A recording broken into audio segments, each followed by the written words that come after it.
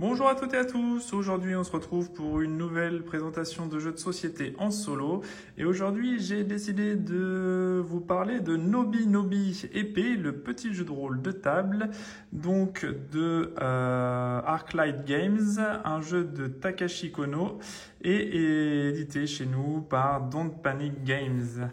Donc c'est un jeu pour... Hop, je l'ai sur le côté, voilà. 1 à 5 joueurs pour des parties de 10 ans et plus pour 30 à 60 minutes de partie. Alors, donc ça parle de quoi? Comme d'habitude, je vais vous lire ce qu'il y a à l'arrière. De grandes aventures dans une petite boîte. Dragon, esprit, paladin, temple à explorer et noble à protéger. Bienvenue dans le monde de fantaisie et de combat. Dans son jeu de rôle sur table dynamique et fluide, votre quête se construit carte après carte au fil des indications et des multiples rebondissements. Lancez les dés, jouez vos cartes et créez votre histoire entre amis. Hormis votre imagination, tout ce dont vous avez besoin tient dans cette boîte. Simple et didactique, Nobi Nobi séduira les rôlistes expérimentés comme les novices. En sachant qu'il y a effectivement en dessous, il peut être combiné avec la boîte Nobi Nobi Magie qui se trouve être une boîte rouge juste ici. Voilà, c'est deux petites boîtes, c'est la boîte bleue et la boîte rouge, épée ou magie.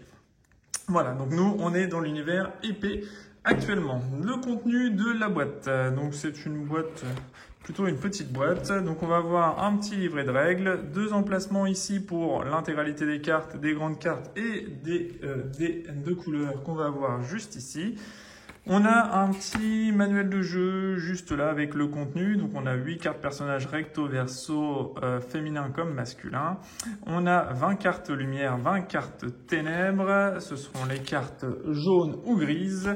Je vais vous parler de tout ça tout à l'heure. Donc on a un petit livret de règles avec comment va se dérouler le jeu directement. On a un petit onglet pour le jeu à deux et un petit onglet pour le jeu solo. Et ensuite, on aura les règles additionnelles, un glossaire directement pour les joueurs débutants, entre guillemets, pour nous indiquer à quoi correspond quoi, JDR, le jeu de rôle, PJ, personnage joueur, etc., etc., les cartes ténèbres, les dés, etc. Donc ça, on va nous donner toutes les informations sur ce que c'est. Donc, voilà, toutes les règles du jeu ici, le déroulement du jeu, qu'on a également... Ça c'est appréciable, sur une carte supplémentaire avec les règles du jeu ici et le déroulement directement ici. Je tiens à préciser avant toute la présentation que le jeu m'a été envoyé directement par Don't Panic Games, donc c'est une boîte presse voilà, qu'on m'a fournie gracieusement et j'en remercie d'ailleurs Don't Panic Games pour l'envoi de cette boîte-là. Voilà, donc je vais continuer donc pour la présentation du jeu. Voilà, donc on a le dénouement. Donc c'est un petit livret qui fait environ 19 pages même, hein, pas environ. Et il fait 19 pages et là effectivement on retrouve un petit onglet pour jouer à deux ou pour jouer en solo. Alors j'ai une petite critique à faire tout de suite sur le jeu solo et sur le petit rappel qui est en haut. Excusez-moi. C'est-à-dire que le nombre de joueurs recommandé pour ce jeu est 3 à 5, appelé jeu normal ci-dessous, mais il peut se jouer à 2 en modifiant les règles ci-dessous. Donc ça me gêne un petit peu moi dans ce type de jeu parce que sur la boîte on est bien indiqué 1 à 5 joueurs et là on nous indique que c'est plutôt un jeu taillé pour 3 à 5 joueurs. Donc on a déjà des petites règles qui vont venir un petit peu corriger le fait que l'on puisse jouer à 2 joueurs. Effectivement, je pense qu'à 2 joueurs ça passe aussi, il n'y a pas de problème. Par contre, avec le jeu en solo, eh bien on voit que l'aventure va se diviser en rencontres, en cartes d'introduction, en combat ou en défi, puis en cartes de dénouement. Eh bien, on voit que sur le jeu solo, bon alors si ce n'est la modification de la mise en place, hein, on va prendre un personnage, on va modifier complètement les tests puisqu'on va diminuer la difficulté des tests de 4, donc ça pourquoi pas, pas de souci, hein, on diminue la difficulté du test puisqu'on est tout seul. Et en fait, il nous indique, au lieu de parler, on doit écrire ce que notre personnage fait, etc. et ensuite le poster sur les réseaux sociaux. Bon ça, moi, clairement, quand je joue à un type de jeu comme ça, j'ai pas forcément envie de m'écrire quoi que ce soit, ni forcément envie de poster tout ce que, mes aventures d'un jeu de société sur les réseaux sociaux par écrit. Voilà, ça peut être fun, mais moi je suis pas dans cette optique-là, donc je trouve que c'est beaucoup de contraintes, entre guillemets, plutôt que de juste vivre une aventure dans sa tête, puisque là c'est clairement ce qu'on va devoir faire. Voilà, bon, il nous indique ça, bon, c'est une sorte de ferme, mais c'est pas ce que je préfère moi en tout cas. Et ensuite, on nous indique qu'après 5 scènes, donc 5 passages, je vais vous expliquer tout ça tout à l'heure, eh bien, on tire la carte de dénouement, mais on ne fait pas de test de dénouement. On imagine comment il s'est résolu de la manière la plus intéressante et on l'écrit. Voilà, donc ça me gêne un petit peu parce que moi j'aime bien avoir du concret, c'est-à-dire avoir quelque chose où on a un test de difficulté à réaliser et eh bien dans la partie normale ou à deux, eh bien on aura toujours ce test à réaliser, sauf là tout seul on n'a plus le test, on s'imagine notre fin et puis on réussit ou pas automatiquement entre guillemets le test final, mais on n'a pas de possibilité de résoudre le test à base de lancer de dés. Voilà, on va pouvoir s'équiper au fur et à mesure pour le dénouement final et au final, dès qu'on va arriver au dénouement, on nous dira non, finalement, vous n'aurez pas de dénouement. Enfin, en tout cas, pas de concret à base de lancer de dés. Donc je trouve ça un petit peu dommage dans la règle du jeu que ce soit indiqué comme ça. Il y aurait peut-être eu possibilité de faire autre chose ou en tout cas de faire un test avec un niveau de difficulté plus faible ou alors de pouvoir récupérer un compagnon automatique qui ferait en sorte que on puisse faire un test supplémentaire avec une capacité supplémentaire. Je sais pas, il y aurait peut-être eu autre chose à faire plutôt que juste de penser dans notre tête à une résolution.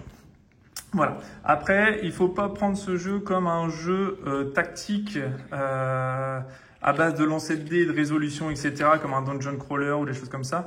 Là, on n'y est pas du tout. Là, on va vraiment être dans un jeu de rôliste pur. Je préfère le signaler tout de suite. C'est-à-dire que là, la majorité des scènes et des actions qu'on va devoir faire, ça va être justement de créer une histoire narrative autour du jeu. Voilà, autour des actions, des événements, ils nous le disent tout au long du livre. C'est vraiment un livre où on va devoir se raconter des histoires. C'est vraiment un pur jeu de rôliste.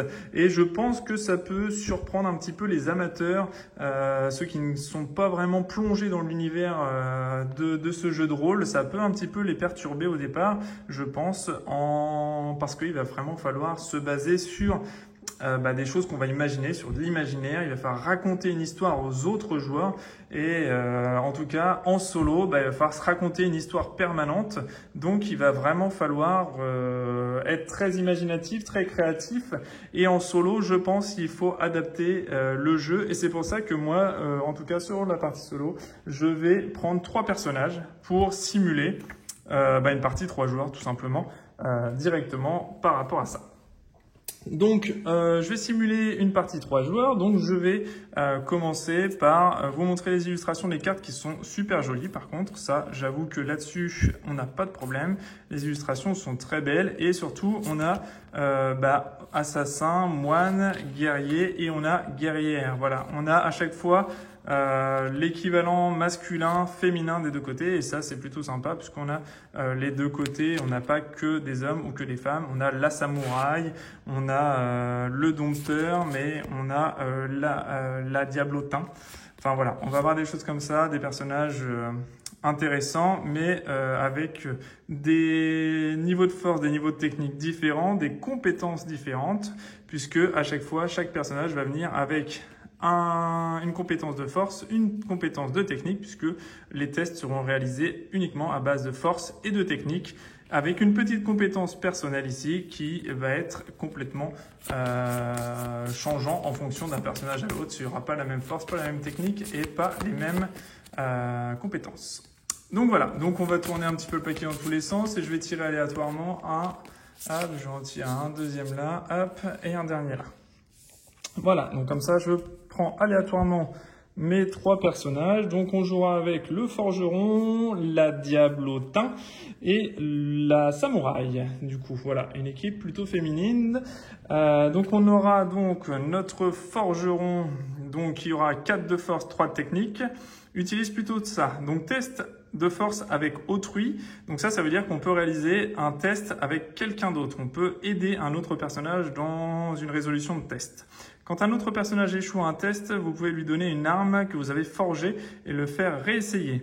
Lors de cette nouvelle tentative, il ne peut utiliser ses compétences, mais votre création donne un bonus de +2 au jet. Une fois utilisée, elle se casse et elle n'est plus disponible. Voilà.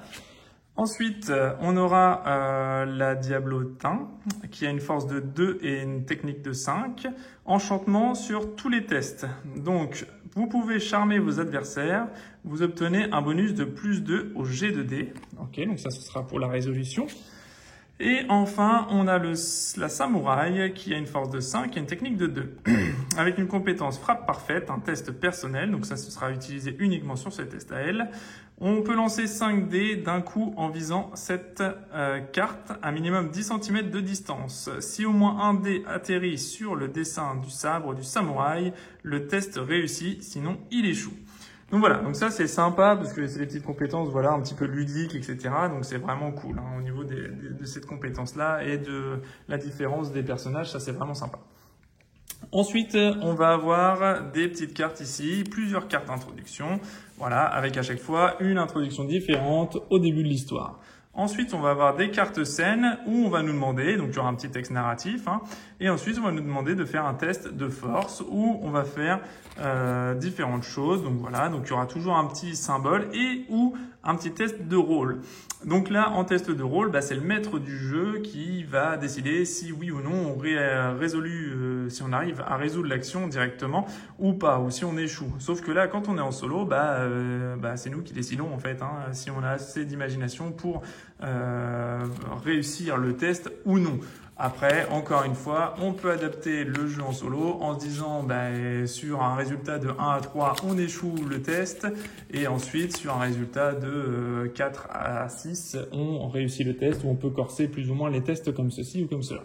Si on loupe le test, on va récupérer une carte ténèbres. Donc les cartes ténèbres vont nous apporter potentiellement des petits bonus, mais il va y avoir des choses un petit peu particulières à réaliser en fonction de ce qu'on a. Donc là, pareil, Monsieur Lapin, etc. Donc ça, c'est la même chose. On va avoir des petites compétences supplémentaires si on échoue, qui vont venir nous aider, mais avec des conditions un peu particulières. Et ensuite, on aura des cartes lumière ici, si on réussit le test. Et on va récupérer des petites, voilà, style à 2 lames, et bien dans ce cas-là, on aura un bonus de force +1, par exemple ici. On aura potentiellement des compétences, voilà, qui vont venir un petit peu booster nos personnages. Et enfin, on va tirer à la fin au hasard une carte de dénouement avec un petit intitulé et un test. Donc que je vous rappelle, ce test-ci en solo, dans la règle officielle, on ne l'utilise pas. On finit sur le bataille divine et puis ensuite on imagine notre fin. Mais en tout cas, on ne réalise pas le test. Voilà, donc hop, c'est pour ça que je vais jouer avec 3 personnages pour pouvoir faire l'ensemble des tests. On a également 2 cartes ici, hop, protagoniste et maître du jeu, juste ici. Et ensuite, il nous indique passer à gauche la carte, puisque ça va faire que ça finalement. En multijoueur, ça va se déplacer à chaque fois. Mais comme on est tout seul, la carte maître du jeu, on ne l'utilise pas. Et on va utiliser juste la carte protagoniste juste au-dessus pour savoir quel joueur va jouer. Comment ça se passe sur une partie? Eh bien, on va commencer par tirer une carte d'introduction. Ensuite, le joueur actif, le protagoniste, va tirer une carte scène, évidemment, puisque là, je vous dis, on fait le maître du jeu, parce que normalement, le maître du jeu tire la carte scène pour le protagoniste à côté, et ainsi de suite, puisque c'est pas la même personne qui fait le maître du jeu et le protagoniste.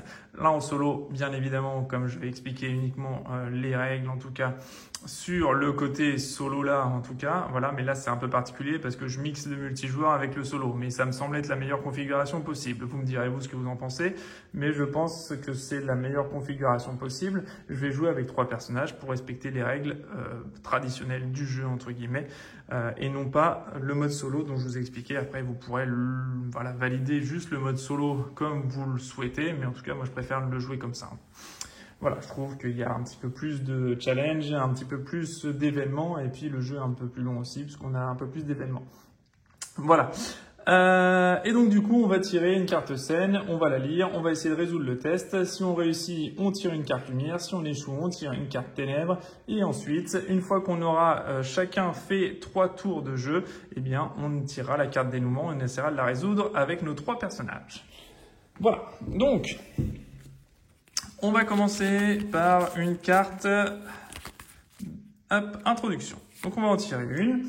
En sachant que pareil, il est à noter dans le jeu qu'on peut vraiment changer de carte introduction, changer de carte de dénouement si ça ne nous convient pas. Et il va falloir être très imaginatif puisqu'évidemment, les cartes scènes n'ont pas de lien les unes avec les autres. Donc il va falloir essayer de booster au maximum notre imagination pour pouvoir faire en sorte que ça colle entre chaque scène. Voilà. Alors, la carte d'introduction, on y va. C'est parti. Donc, vengeance. Un enfant vient de rejoindre la guilde des aventuriers, mais personne ne semble vraiment ni l'écouter, ni même lui prêter la moindre attention. Comme vous l'avez remarqué et suivi du regard depuis son arrivée, il se tient maintenant face à vous et vous déclare « S'il vous plaît, vengez mon père ». Il explique que celui-ci était un guerrier et qu'il a été malheureusement vaincu par une créature maléfique. Il vous emmène là où il l'a vu pour la dernière fois. Donc là, évidemment, on s'imagine partir tous les trois avec notre petit compagnon de route qui nous demande la vengeance de son père. Donc on peut s'imaginer lui dire, voilà, lui répondre, lui dire oui, on va bien évidemment t'accompagner dans cette quête. Et le forgeron, la diablotin et la samouraï t'accompagneront pour résoudre cette quête. Et donc du coup, on va commencer avec le protagoniste. Donc, le protagoniste, eh bien, on va lui lire sa première scène, et sa première scène, c'est le repère des bandits. Donc là, évidemment, on parcourt le chemin pour aller partir à la vengeance du père de notre ami de guilde, et on part dans le repère des bandits. Donc, sous un ciel de crépuscule, vous vous approchez d'une forteresse de bois éclairée par des torches, c'est le repère des bandits.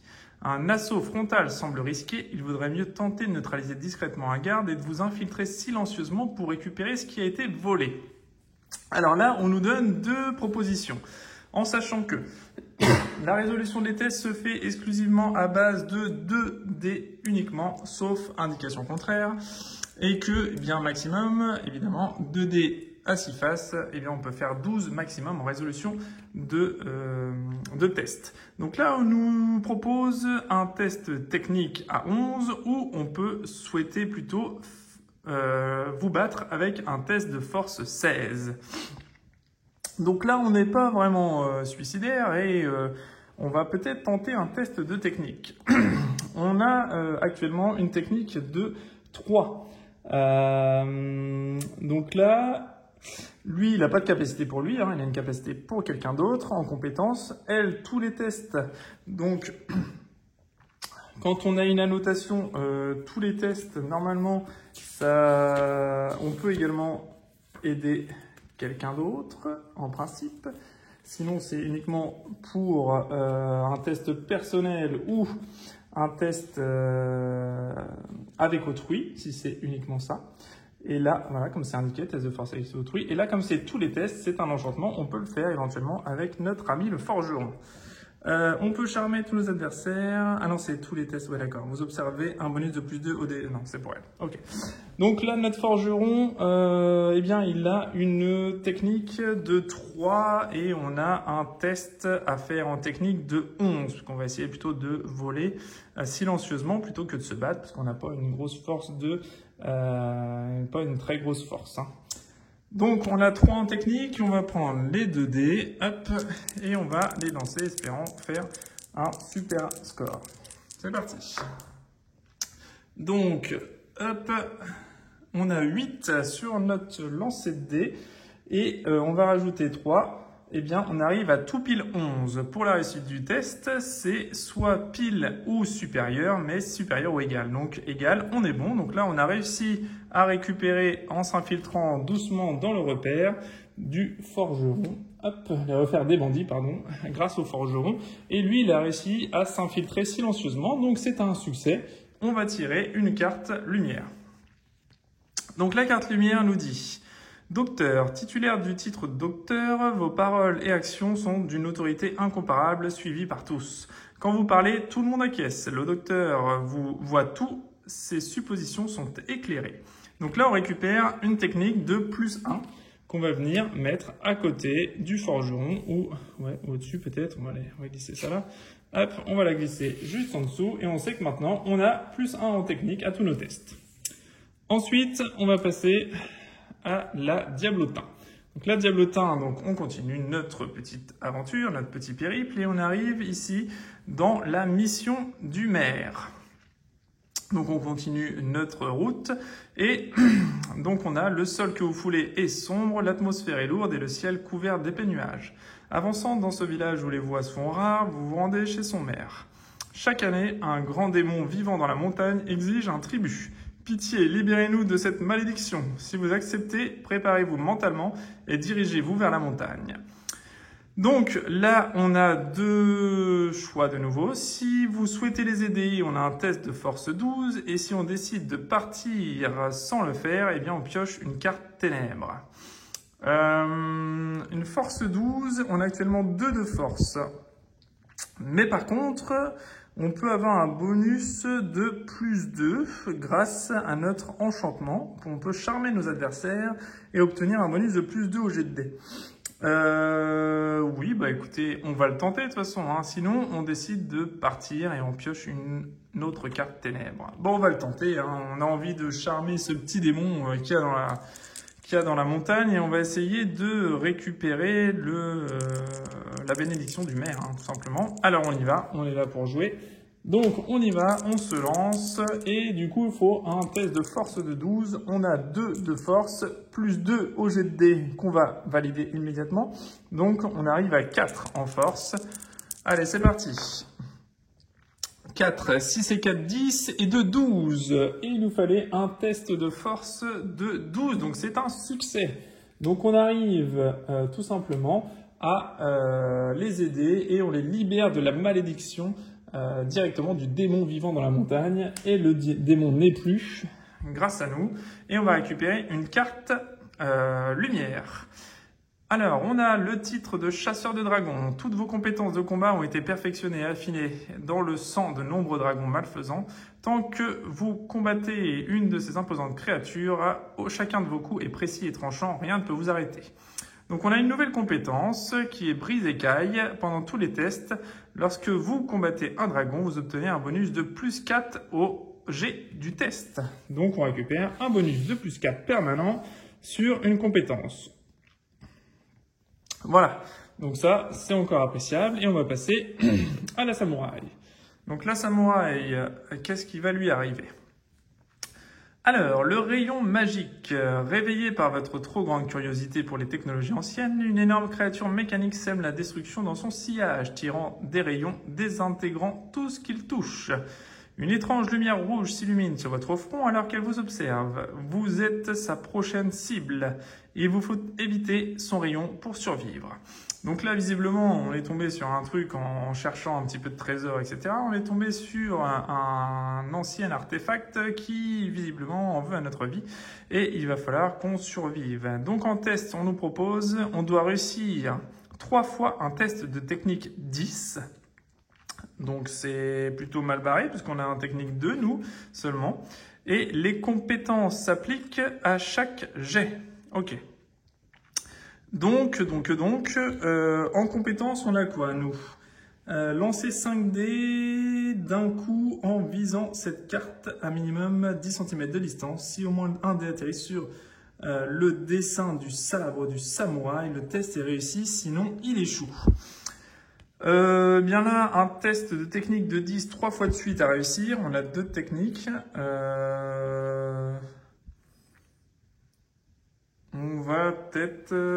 c'est quand même risqué. Il faut faire 10 en technique. On a 2. Qu'est-ce qu'on fait? On va essayer de résoudre le test avec un petit lancer de dés à 5 pour voir. Hop, comme ça, ça va changer. On va avoir vraiment toutes les compétences de nos petits personnages. Donc on va se mettre ici, clac, et on va se mettre ici, en étant à peu près à 10 cm de notre personnage. Et on va essayer donc d'en lancer un de ces dés sur le sable pour réussir le test. C'est parti. Bon, c'est raté. Voilà, hop, il n'y a pas un seul dé qui arrive sur notre fiche personnage. On aurait peut-être dû lancer les dés, on aurait peut-être eu un peu plus de chance. Mais c'est pas grave, parce que ça nous permet de tirer du coup une carte ténèbres. Donc on n'a pas réussi notre test, hein. On vient de se prendre un coup de rayon laser dans le nez. Et du coup, on va récupérer une carte ténèbres. Donc, capitaine des chevaliers, PNJ, c'est un personnage non joueur. Donc c'est-à-dire que c'est un personnage qui n'est pas dirigé par nous-mêmes. Nous autres ne sommes rien d'autre que les boucliers, mais sans bouclier, la vie des gens ne peut être protégée. Donc là, on va avoir en bonus, entre guillemets, on va avoir une force de -1 et une technique de +2. Donc ça, on vient de l'ajouter, hein, on a un nouvel acolyte qui vient nous aider, et ce sera ajouté à la compétence de notre personnage ici. On repart ici pour un deuxième tour, donc on continue notre périple avec le forgeron. Donc le forgeron, cette fois-ci, on a des maraudeurs orques. Au loin, des cris de détresse retentissent. Vous vous précipitez et découvrez un chariot chargé de biens précieux, filant à toute vitesse, poursuivi par un groupe d'ogres en maraude. Allez-vous intervenir ou passer votre chemin? Donc là, soit on vient à la rescousse en fait, hein, ou soit on s'en fiche un peu et puis on les laisse, hein, tant pis pour eux. Alors du coup, on a un test de force 13 ou de technique 12, et si on n'intervient pas, on pioche une nouvelle carte ténèbres. Donc là, on a bien envie de les aider, hein, ces braves gens. Donc soit un force 13, soit un technique à 12, en sachant qu'on a une force de 4 et une technique de 4.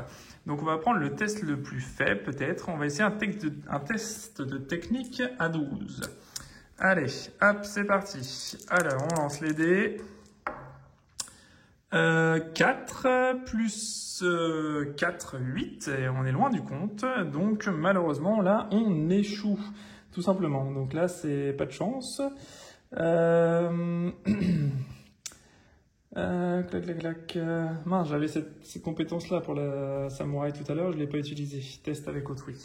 Bon, c'est pas grave. Bref, toujours est-il que lui, il a échoué. Donc, on a essayé de les aider, mais malheureusement, on s'est pris les pieds dans le tapis, on s'est étalé vautré et on n'a pas réussi à les aider. Donc, on va tirer une carte ténèbres. Brut, en personnage non-joueur de nouveau, laissez-vous porter par la puissance brute nichée au sein de votre corps. Ne réfléchissez pas, agissez comme une créature sauvage, faites comme moi, ya! Donc là, on a un bonus de force de plus 1 de nouveau, qui va venir compléter notre petite compétence ici. Ensuite, on va passer à la diablotin, cette fois, la valeur du monde. Entouré d'un halo de flammes ténébreuses, le boss final avance vers vous, brandissant son épée noire. Toute vie finira par s'éteindre. Pourquoi chercher à vivre? Quelle valeur peut bien avoir ce monde? Face à cette question, vous vous relevez et répondez. Alors là, c'est une question de rôle, justement, c'est pas un test. Expliquez quelle valeur de ce monde, un mot peut suffire, la vraie réponse réside souvent dans ce genre de choses. Le maître du jeu décide si vous obtenez une carte lumière ou une carte ténèbres. Donc là, voilà, on a en un mot, finalement, ils nous disent quelle valeur de ce monde en un mot peut suffire. Eh bien, puisque là, ils nous demandent quelle valeur peut bien avoir ce monde. Donc là, il va falloir apporter une réponse directement au boss final. Donc on peut dire que le monde a une valeur de 10, tout simplement, qui n'a absolument aucun sens, mais on peut se le dire. Et là, encore une fois, eh bien, on peut se dire, oui, c'est vrai que c'était une bonne réponse, ça m'est venu comme ça, ou on peut se dire, oh non, c'est pas terrible comme réponse, ou on peut réfléchir à autre chose, ou on peut se dire, bah tiens, je vais faire un lancer de dés, et puis on se dit, eh bien, qu'est-ce qu'on va pouvoir répondre? Eh bien, on va se dire, on a donné notre réponse. 1 à 3, on a une carte ténèbres. 4 à 6, on a une carte lumière. Et là, on fait 2. Donc, on se récupère une carte ténèbres. C'est comme si on avait échoué avec notre réponse misérable. Dragon en PNJ. Oh, être éphémère. Invoquez mon nom et je vous prêterai ma force. Donc là, on peut avoir une force de plus 1 et une technique de plus 1. Qui va venir s'ajouter à notre petit personnage. C'est pas celui-là d'ailleurs, c'est celui-là. Hop, voilà. Et ça vient se rajouter à notre protagoniste du tour. Voilà.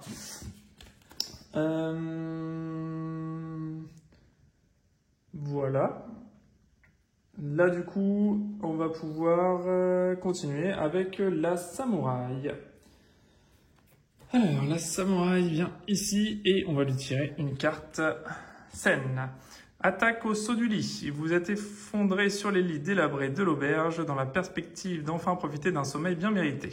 Mais c'est à ce moment précis que la fenêtre de la chambre vole en éclats et plusieurs assassins vous attaquent. Sur ordre du maître, nous réclamons votre tête. Certes, vous avez très sommeil, mais vous feriez mieux d'ouvrir vos yeux très vite. Donc là, on a un test de force 11 ou de technique 12. Alors, là, on va avoir un test de force 11 ou de technique 12. Donc en force on est à 5, technique on est qu'à 2, donc là on va pas trop se poser la question. Je pense qu'on va faire un test de force.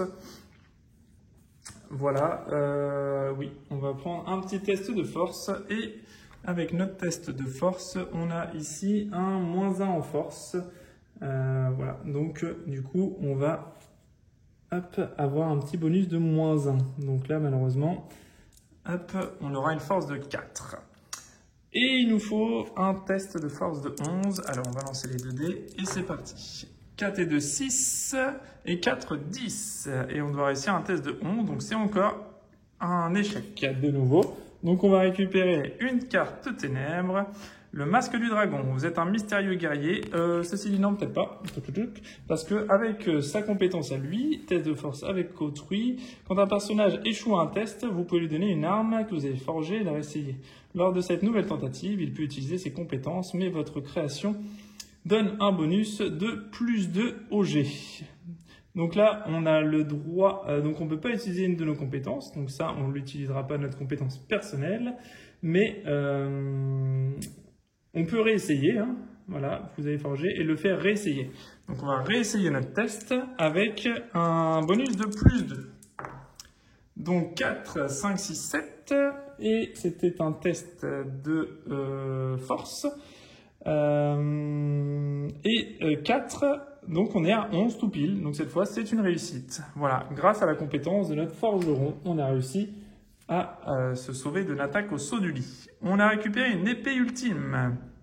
L'épée sans égale, la plus puissante de toutes, destinée à décider du sort de ce monde. Chaque coup porté avec volonté devient désormais légendaire, avec une force de +8. Ça, c'est énorme. Hop, voilà. Et ensuite, on repart pour un dernier tour avec le forgeron qui va commencer directement sa nouvelle mission. Et voilà, qu'est-ce que je voulais regarder? Non, ça c'était bon.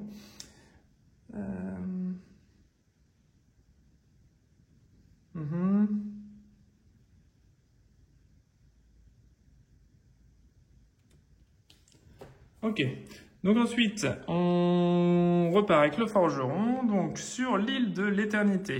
La légende d'un royaume d'immortels vous a amené sur une île aussi isolée que lointaine, mais vous trouvez sa capitale réduite en ruines. Au fur et à mesure que vous passez entre les bâtiments, quelque chose commence à se frayer un chemin à travers les décombres. Serait-ce un de ces habitants immortels? Non, ce sont des terribles androïdes armés pour tuer. Pas d'autre choix que de les détruire pour survivre. Donc là, on doit faire un test de force 13. Nous avons actuellement un +1 en force, +4. Donc 4 plus 1, on est à 5. Et donc, on est parti pour le test. 6 et 5, 11, 12, 13, 14. On arrive à 14 en tout, il nous fallait un test de 13. Donc c'est une réussite. On s'en sort de nouveau et on va tirer une carte lumière. Cœur indomptable. Aucune adversité ne peut briser votre âme ou votre corps. Votre cœur est indomptable et ne connaîtra jamais la défaite. Jamais vous n'abandonnez. Et donc on a une compétence pas de capitulation. En cas d'échec d'un test personnel de force, cumulable avec d'autres compétences, retentez le test en lançant un dé supplémentaire. Quel que soit le résultat, piochez une carte ténèbres. Ok. Voilà. Ensuite, on arrive à notre diablotin. Pluie de flèches. L'armée des forces maléfiques couvre tout l'horizon. Bientôt, les archers avancent en décochant plus de 2000 flèches. Dans quelques secondes, toute la zone où vous êtes déployé sera criblée de traits. Il faut très vite réagir, trouver un moyen de survivre. Donc là, on a une pluie de flèches qui s'abat sur nous. On va faire un test de technique de 11 et actuellement, on a une technique de 5 plus 1, 6. Alors, on y va. Donc 6 et 4, 10 et 6, 16. Donc 16 pour 11, il n'y a pas de souci, on réussit parfaitement bien notre test et on se récupère une carte lumière. Trop mignon. Vous avez un goût très prononcé pour les choses mignonnes. Vous les voulez pour vous par tous les moyens. Plus 1 en technique. Voilà, donc ce sera notre troisième équipement. Et ensuite, la samouraï qui va pour un dernier test également. Donc l'immortel, au milieu d'un escalier interminable qui semble descendre jusqu'aux enfers, une silhouette ténébreuse apparaît. Tu pensais vraiment m'avoir vaincu lors de notre dernier affrontement? Décidez ensemble de qui il s'agit. Il est beaucoup plus puissant que la dernière fois que vous l'avez vaincu, mais aussi avez-vous beaucoup évolué. Il est temps de le renvoyer en enfer pour de bon. Donc là, on va se dire que ce sera peut-être, je ne sais pas...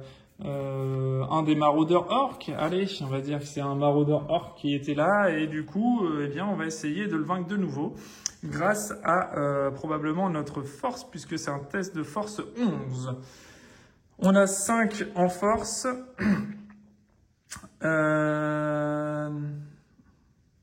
Oui, et plus 8 ici. Donc on est déjà à 13, moins 1, on est à 12. Donc on va lancer les dés pour le plaisir, et on a 5, et on arrive directement à combattre l'immortel sans plus de difficulté grâce à une super épée magique qui nous accorde un bonus de plus 8. On a peur de l'obscurité. Avoir une certaine crainte des endroits sombres, c'est naturel. Non, on ne voit rien, on ne sait pas ce qui s'y trouve, on risque de trébucher ou de tomber dans un trou, et peut-être bien pire que tout cela. On a une technique de plus 2, mais moins 2 si la scène se déroule dans un endroit sombre. Et voilà. Et donc, ce qui nous amène, voilà, avec notre dernier tour, on va revenir ici, c'est notre troisième et dernier tour, ce qui nous amène à une carte dénouement. Donc on va tirer une carte dénouement que chaque personnage va devoir résoudre.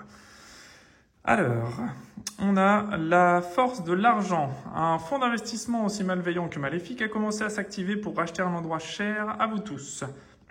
La seule façon de mettre fin à ce type de violence économique est d'utiliser la force de l'argent. Faites tout ce qui est en votre pouvoir pour réunir la somme nécessaire et empêcher ce terrible achat. Test. Lancez ensemble un total de 5 dés. Avec un résultat de 20 ou plus, le test est réussi. Si parmi les cartes lumière et ténèbres que vous possédez, il y en a des vendables, pour chacune que vous vendez, vous bénéficiez d'un bonus de plus 1 au jet. Donc là, j'ai pas vu s'il y avait des cartes vendables. Je ne crois pas avoir vu ça.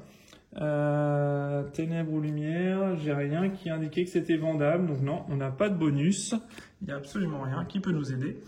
Et donc du coup, on va lancer 5 dés. 1, 2, 3, 4, 5. Et il va falloir qu'on arrive à faire un résultat de 20 ou plus. Alors c'est parti.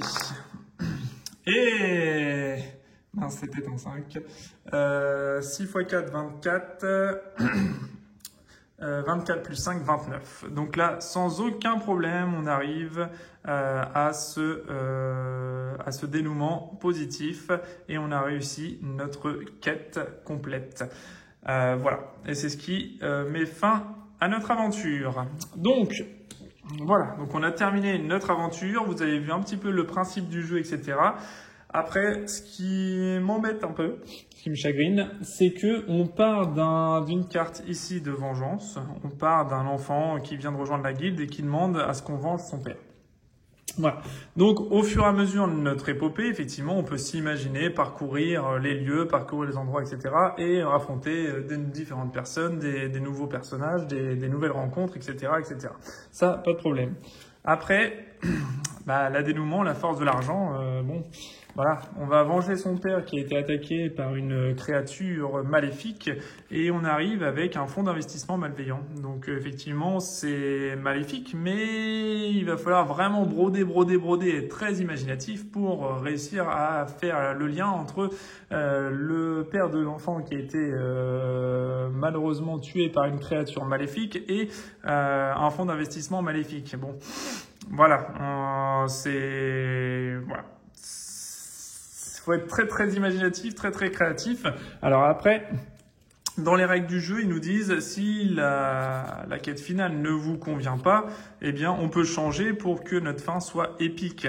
Mais voilà, par exemple, on aurait pu prendre celle-ci. La Terre s'ouvre et révèle un énorme monstre. Le système immunitaire de la planète semble avoir décidé d'éliminer les humains jugés trop néfastes.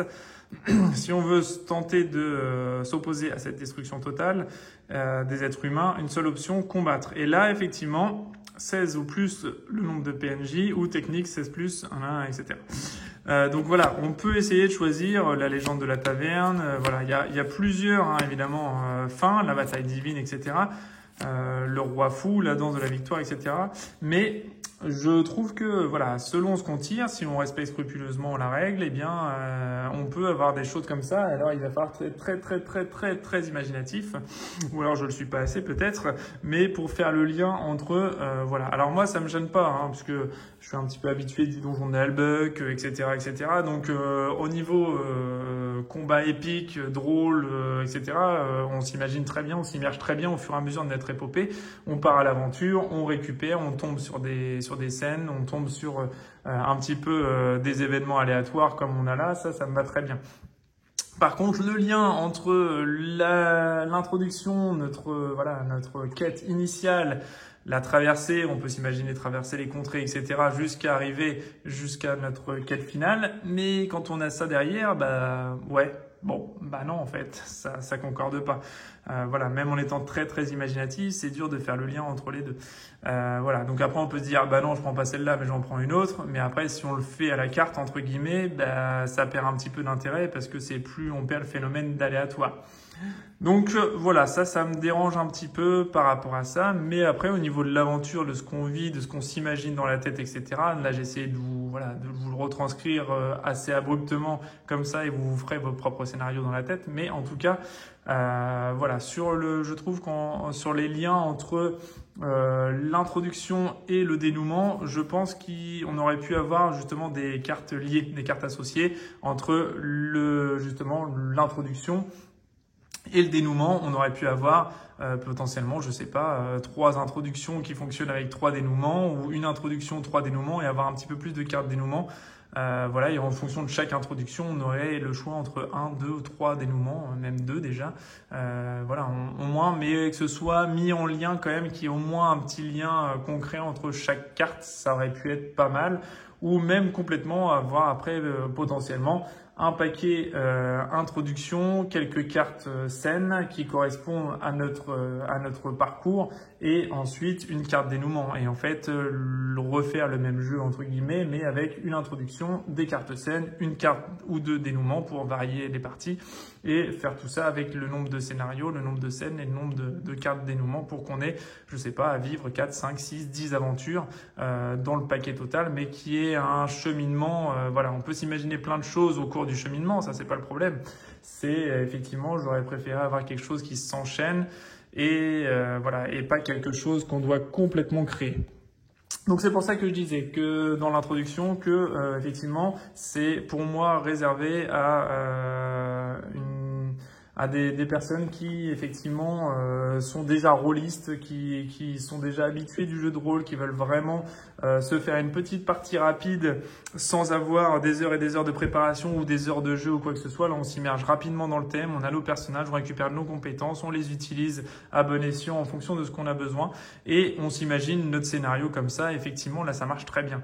Après, si on est un peu plus terre à terre ou moins imaginatif, on va dire, je pense que si on sort le jeu brut comme ça, ça peut être compliqué de s'immerger, ça peut être compliqué de réussir à avoir le lien entre la carte de début, la carte de fin, les cartes intermédiaires de scène. Voilà, il faut vraiment s'immerger, il faut vraiment avoir de quoi nourrir tout ça. Et c'est pour ça que, effectivement, je pense que le petit terme de fin, 3 à 5 joueurs recommandés, effectivement, je pense qu'il n'est pas anodin parce qu'à partir de 3 joueurs, on commence à pouvoir discuter ensemble, on commence à pouvoir mettre des choses en place. Et il y a vraiment un maître du jeu qui décide si la scène nous correspond pas. Et là, ça peut être vraiment fun. Mais après, voilà, sur la partie solo, déjà, moi, je l'ai aménagé pour qu'il y ait un vrai quelque chose, parce que sinon, le test de fin, on le faisait même pas. On s'imaginait notre fin. Et on prend notre carte, on lit la carte et on imagine ce qui se passe. Mais en tout cas, moi, j'aime bien le jouer comme ça. Mais effectivement, il faut vraiment être imaginatif pour réussir à comboter toutes les cartes et fasse que le jeu vous emporte, vous transporte, entre guillemets, dans un univers que vous aurez créé par vous-même. Voilà, donc après les illustrations sont jolies, les scènes, il y en a pas mal quand même, il y a un bon paquet de scènes, il y a pas mal de choses, mais sur les tests techniques c'est bien, mais sur les tests de rôle, là ça perd un peu sa saveur, puisqu'effectivement on se crée un rôle dans la tête, et effectivement il y a toujours la solution du lancer de dés pour pouvoir effectivement se dire c'est un échec, c'est une réussite, mais voilà, ou alors jouer l'aventure simplement en mode histoire, et là dans ce cas, voilà, on prend pas en compte les tests, on se raconte une histoire, et voilà, c'est tout ce que le jeu finalement nous demande. Voilà, c'était une présentation de Nobi Épée.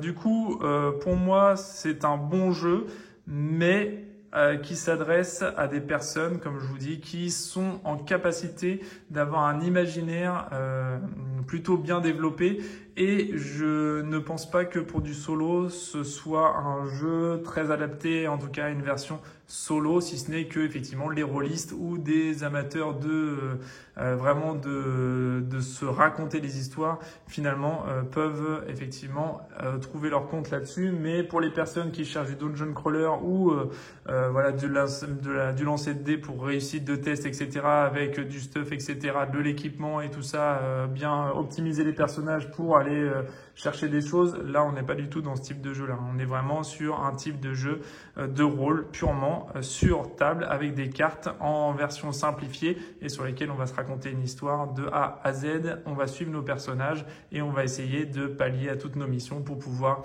réussir notre mission. Voilà. Je vais vous laisser là-dessus sur ce petit jeu Nobi Nobi épée. Et si vous avez des questions ou quoi que ce soit, n'hésitez pas à mettre des commentaires sur la vidéo. Si vous avez aimé la vidéo, un petit pouce en l'air comme d'habitude. N'hésitez pas à vous abonner à la chaîne et également si vous aimez les jeux solo, je présente uniquement des jeux solo sur la chaîne. Et je vous laisse là-dessus. Je vous souhaite une bonne journée, une bonne matinée, une bonne nuit en fonction de quand vous regardez. Et je vous souhaite à bientôt pour une prochaine vidéo. Salut!